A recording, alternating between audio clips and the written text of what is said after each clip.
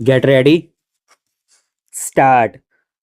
The plaintiffs submit that the present plea relates to the denial and non recognition of the beneficial interest of defendant number 2 of the shares held by the defendant numbers 3, 4, 5, 6, and 7. In defendant number 1, the cause of action arose on 31st 12 2016 when the draft consolidated financial statement of defendant number 11 records deconsolidation of its accounts with those of defendant number 2 for the reason that there is absence of confirmation of beneficial ownership from the legally registered shareholders of the entities. Thus, on 31st 12 2016, it became manifested that the recordal of declaration of beneficial interest of the defendant number 2 would no longer be caused to be made by the those in control of defendant number 2 and its affairs, namely defendant numbers 3, 4, and 7, and which hostile action led to not only the denial of the recording of beneficial interest of defendant number 2, but also to deconsolidation with the retrospective effect of its accounts with the defendant number 11. With the deconsolidation of accounts, it became clear that a hostile action denying the beneficial interest of defendant number 2 stood taken by defendant numbers 3, 4, and 7. The cause of action further arose on 7/6 2017 when defendant number 1 refused to acknowledge the beneficial interest in the suit shares. The cause of action further arose when defendant number 1 through defendant number 10 on 27/6 2017 once again refused to acknowledge the beneficial interest in the suit shares.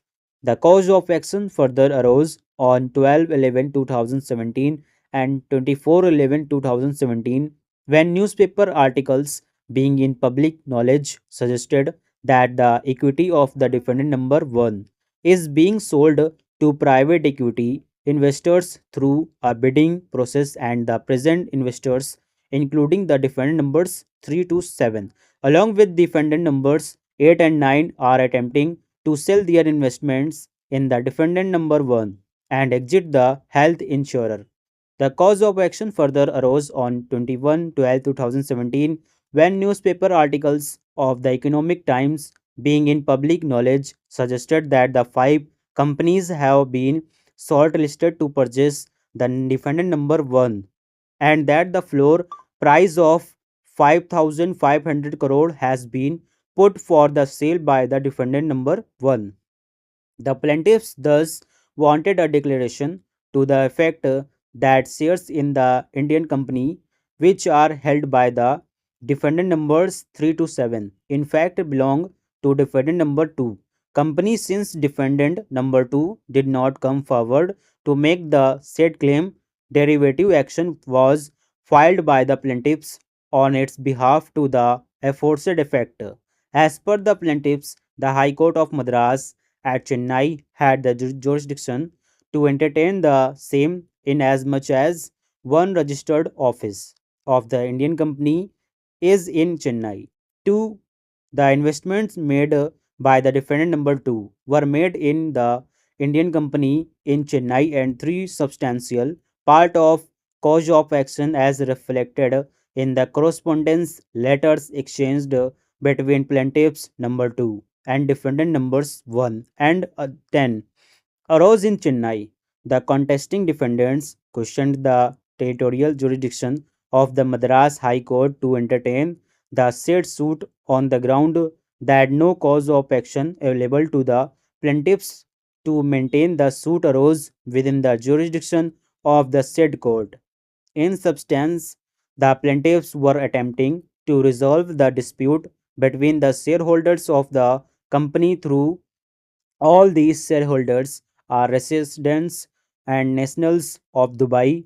Moreover, they are claiming that though shares in the names of defendants numbers 3 to 7, it is defendant number 2 which has the beneficial interest therein and even defendant number 2 is a foreign entity which is covered by the foreign law. Likewise, the internship relationship between defendant number 2 and the plaintiffs is also covered by the foreign law.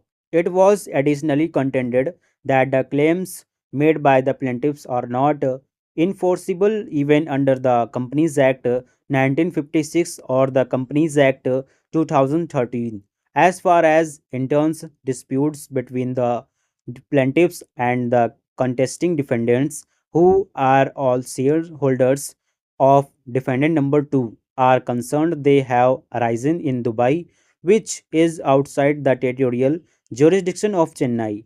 Miss C.A. Sundaram Neeraj Kishan Kaul and others learned senior counsel appeared for the plaintiffs.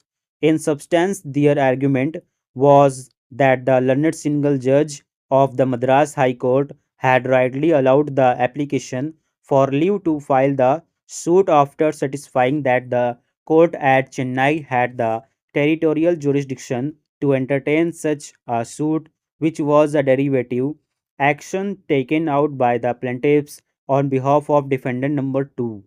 It was highlighted that even if defendant number 2 was a Dubai company of which plaintiffs and defendant numbers 3 to 7 were, the shareholders dispute was in respect of shares in defendant number 1, which was an Indian company having its registered office in Chennai from the date of its incorporation.